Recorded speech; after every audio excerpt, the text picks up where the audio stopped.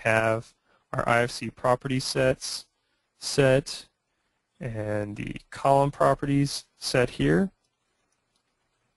so that we're all prepared and ready to create the color filter based on column properties. And then we want to select the button color by attributes listed here. So I'm going to select that button. It's kind of right in the middle of the options here. And you'll see several tabs for reference. So these are the different variables. You'll see there's one for slope. At the very top here, you'll see there's an option for any elements that contain the column properties attribute and any elements that do not. So in this case, I'm going to make anything that does not contain the column properties transparent. So it's going to kind of disappear. So I'm only viewing the elements that actually have the column properties applied. Now under value, I want to I'm going to set a range. So in this case, I'm going to go from 0 to 60 degrees, and I'm going to pick red for my color value. And then I'm going to say from 60 to 70, I'm going to pick an orange. And then from 70 until 80, it's going to be yellow. So make sure that you have the range selected instead of single value. You want the range option selected. So so now we have all that set. Basically, what it's going to do, it's going to look at all the values of the slope, and it's going to say anything from 0 to 60 color red, anything from 60 to 70 color orange, and anything from 70 up to 80 color yellow. So now I hit apply, and right away you can see the model. Anything that that doesn't have a column properties kind of goes away in wireframe mode, and it's coloring the different columns. So before I exit this window, I want to click the Add to Tree option here, and it's going to it has a default name, color. That's fine for now. I can click OK, and it's going to add my color filter to the tree there.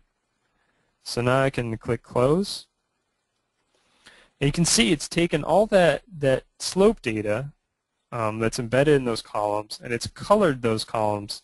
So very quickly I could take a screenshot of this. I could show a team member, you know, these columns here, then red are going to be an issue. And let's say later on that the team decides that anything that's 0 to 65 degrees is going to be an issue. So we can change that range. If we go back to our color filter and we right-click and go down right underneath the delete button, there's a color by column property slope object, and then we expand that and go to modify. So that takes us right back to our window, and we can change the range from 0 to 60 to 0 to 65, and from 65 to 75, and from 75 to 85. So we just kind of bumped up the range. And let's look at the model. So as soon as I hit apply, it's going to reapply those. You can see now we're dealing with a few more columns now that are in red. And before I exit this window, I want to just save the tree. So I can save those settings in the tree there and click Close.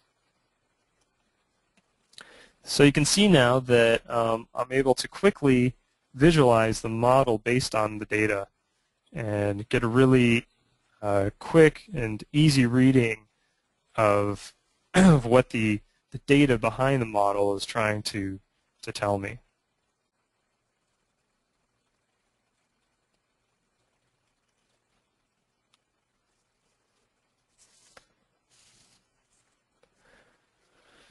So I'd like to conclude with that today. I want to again thank everyone. I want to remind everyone that this this webinar series, we're at the halfway point, so please spread the word, invite people to continue with us in the next half of this webinar series. We definitely welcome more people to attend.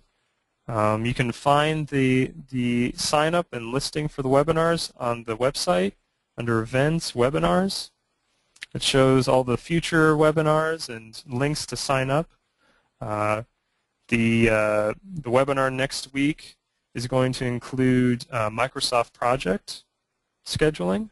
So we're going to look at how to link the model up with Microsoft Project and have quick 4D simulation of the model, specifically for construction coordination, but also for risk mitigation when you're dealing with a construction coordination model. So that'll be the 5th webinar, an introduction to 4D scheduling and digital project. I'd like to remind everyone I'm gonna be giving a workshop in Chicago, October 19th through the 21st. There's still a couple spots left. Registration is through the Acadia website. You can go to under workshops, registration. So there's a few. Looks like there's a few seats left. The workshop is going to be based on knowledge patterns, which are basically a very quick way to disseminate smart components onto a complex surface. So you can see here's an example. Here's a very simple example of a knowledge pattern applied onto a complex surface. I want to point out that we also, under support, have training. If people want to continue on learning digital project, there are plenty of options for training. You can notify us your training needs, your availability, and we'll get back to you on training availability and time and cost. We're also able to come to your location. Granted, there's a group event of some sort. We can arrange for special training at your location. And finally, the GT Wiki. If you haven't signed up, please check it out. The documentation for R4 is located through the wiki here, and you'll need to do a sign up in order to be able to locate and reference the documentation. All right, so thank you. Thanks for attending this 4th webinar in Gary Technologies Building Fluency webinar series. We'll be starting up again next week with 4D simulation using Microsoft Project. And you can, again, join us next week at the same time, same place, Wednesday at 9 a.m. Pacific Time here at Gary Technologies. Thank you.